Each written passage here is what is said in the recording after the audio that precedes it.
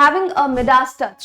Midas touch एक English का मुहावरा है जिसका मतलब होता है सफलता और समृद्धि प्राप्त करना। जिस भी काम में आप हाथ डालते हैं वहां आपको सफलता और समृद्धि मिलती है, तो इसे हम जानते हैं मिडास टच के नाम से। आइए जानते हैं इस मुहावरे की उत्पत्ति और इसके पीछे की कहानी। ये मुहावरा आता है प्राचीन ग्रीक से। प्राचीन ग्रीक में एक राजा था मिडास नाम का, जिसकी करुणा और दया भावना से खुश होकर गॉड डायनेशियस ने उन्हें कहा कि आप मुझसे वरदान मांग सकते हैं। राजा वरदान की बात सुनकर थोड़ा लालची हो गया। उसने भगवान से कहा कि मुझे आप ऐसा वरदान दीजिए जिससे कि मैं जिस भी वस्तु को हाथ लगाऊं वो सोना बन जाए। ऐसा क्यों कहा राजा ने? क्योंकि वह इस पूरी दुनिया का बहुत ही ज्यादा अमीर राजा बनना चाहता था। भगवान ने उन्हें वार्न किया कि ये करना सही नहीं होगा, इसके परिणाम सही नहीं होंगे। पर राजा ने भगवान की एक ना सुनी। भगवान ने उन्हें वरदान दे दिया।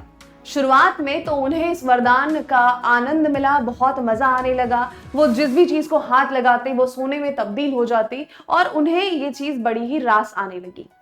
पर वो ये भूल गए थे कि उन्हें खाना पीना और अपना जीवन भी जीना है।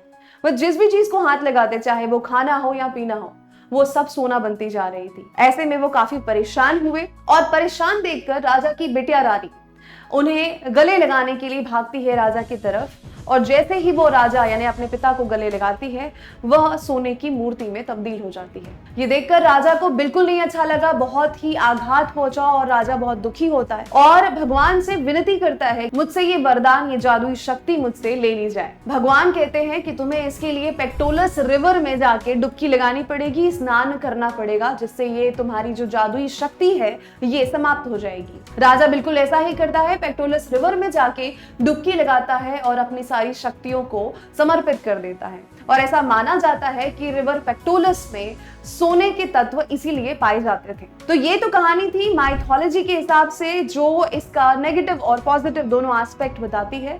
पर मॉडर्न टाइम्स में इस मुहावरे का यूज हम करते हैं ऐसे व्यक्ति के लिए जो जिस भी काम में अपना हाथ डालता है उसमें उसे सफलता मिलती है। आइए जानते हैं इसे एक एग्जाम्पल से। The owner of the company seems to have a Midas touch.